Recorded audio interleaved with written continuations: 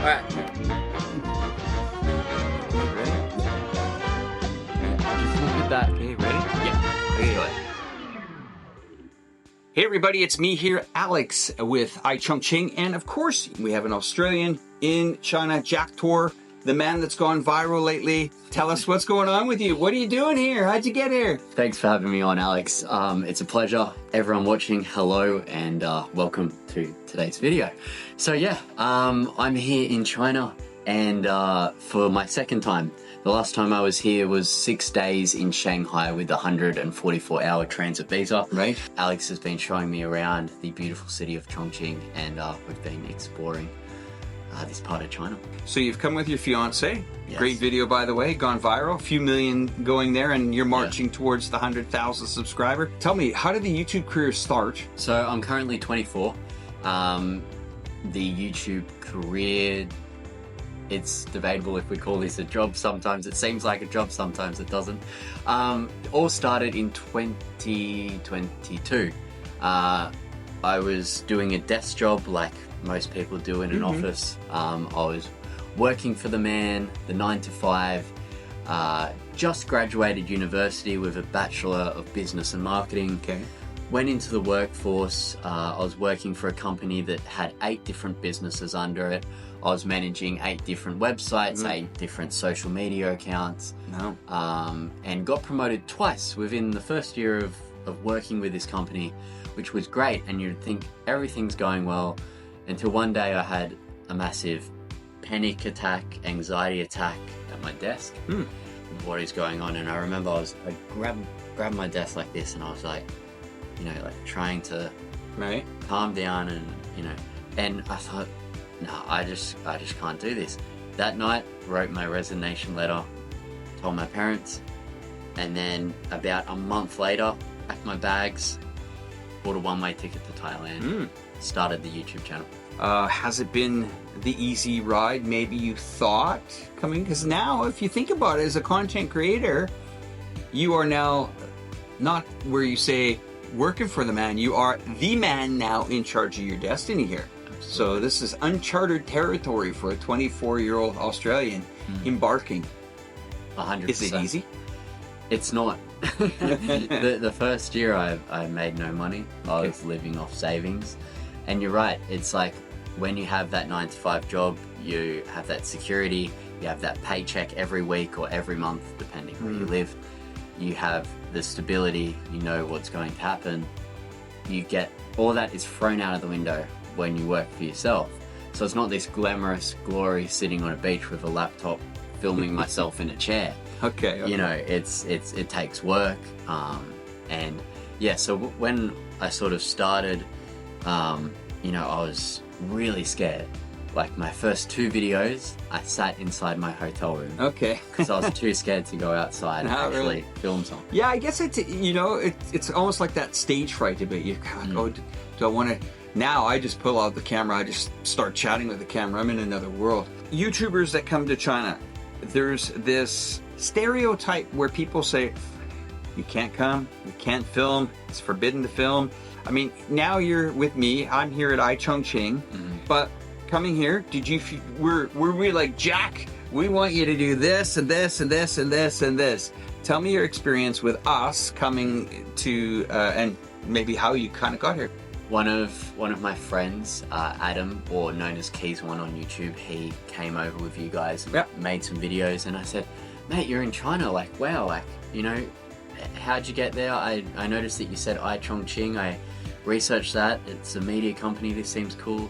And then that's how we got in touch, Alex, through Adam. And yeah, I mean, my experience has been great. I said to you on when we were messaging, Alex, I'd like to film this stuff in the city. We'd like to do this. And then you suggested a few things. And like, you see a lot with some influencers that go to certain countries. It's like, right, you have to do this, this, this, this, right, and you have to say this, this, this, this. Here's the contract. Like there was no contract with us. It's like, come to the city, film. If you like something, great. If you don't, say it. Right. It's been great to hear. It's been awesome. It's okay, been that's really good. Yeah. Okay, so now Chongqing, first impressions. You arrived by, how'd you get here? Plane? Train? Plane. First impressions coming into the city. I thought I was on some type of cyberpunk planet in space, to be honest. Right. This city is absolutely insane when it comes to the night light and displays. The light displays here are absolutely insane. And me and my fiance, we landed, we were in the taxi, and our mouths were just like open, dropping to the floor because we just couldn't believe the actual scenery here is absolutely insane. Yeah, such a cool city. We got to Raffles, we got to the top of the skywalk place. They essentially attached us to this safety harness, to this rope, and we literally walked on the edge of the building. Gosh, what an experience. It was like hanging off the side of the building, but knowing that you're completely safe by being attached to this harness and everything, and they had staff there watching for safety. But it was so cool because we're literally on one of the tallest buildings in the city, and you could see the entire city around. And for the first 5 minutes, it was just us as well, which was amazing. It wasn't too overcrowded, because we did get there early in the morning. That's a tip if you want to do that here in Chongqing. Food, oh, don't get me started. Food is amazing here.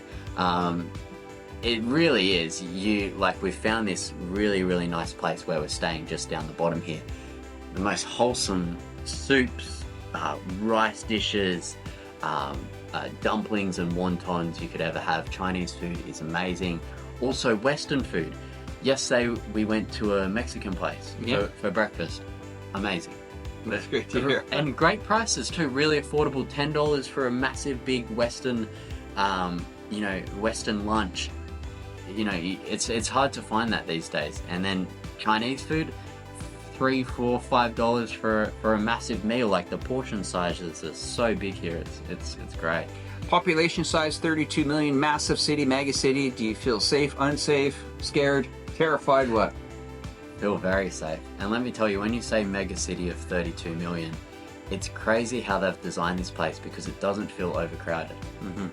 I believe it with how big the city is, but it's not like when you're walking on a footpath you have to dodge out of people's way like you're in Delhi, India or something. It's designed so nicely for everyone. It's really, really cool. As far as safety, we haven't felt unsafe one bit. Okay, that's interesting.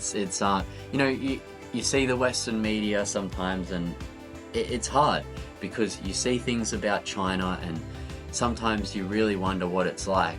And I tell my friends and family at home, I tell my grandparents, I tell my parents, until you come and see China for what it really is, then you'll actually be able to form your own true opinion about it. Let me tell you, safety is not an issue. Most iconic thing in Chongqing, Jack. Oh, I got him. He's got to have this one. He's got to get it. Come on, Jack. It would have to be, I forget the name, the Hongya Cave? Okay, so good guess. Chongqing is known for its heat in the city. They nickname it the furnace.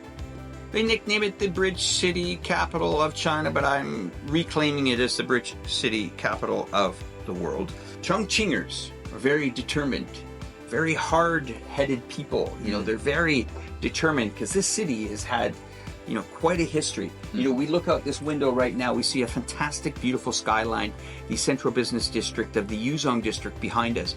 We're currently in here in Jiangbei, the financial center, and we think everything is all beautiful. But just over, 70 or 80 years ago, there was 22,000 bombs dropped by the Japanese military. A lot of the stuff in Chongqing here is underground. There's a huge underground network. This is where the people scrambled, panicked, had to go in the 1940s. Can you imagine that? And it's also a city of terrain. So the people are very tough. I'm going to say tough. You'll see a lot of aunties. It's a Chinese term. And these ladies can probably outrun, outwalk, outhike pretty much anyone that I know, in their 20s. These ladies and men, the bongbong men, who ship a lot of the items, are people that have actually built this city. And when we refer to Chongqing, throughout China, people say it's hot weather, and it's hot food, and it's hot pot.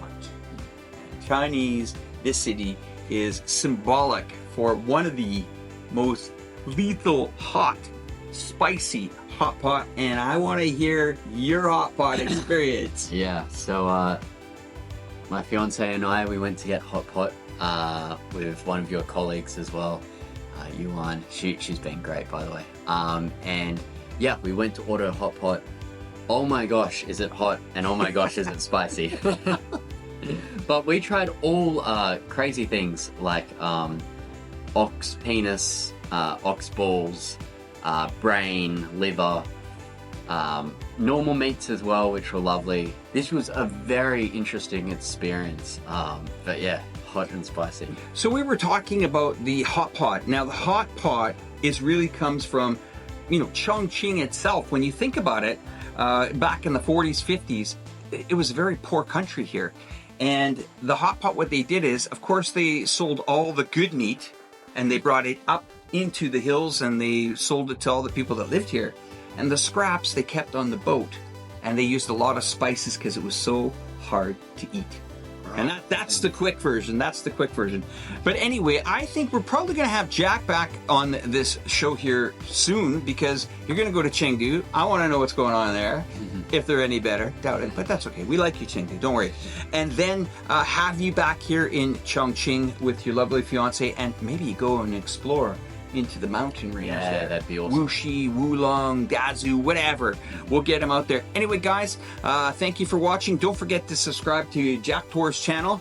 Appreciate it, sir. Thank you for coming. Thank you for having me on. And I guess it's Betty Bye time, because he's got to get himself on a high-speed rail.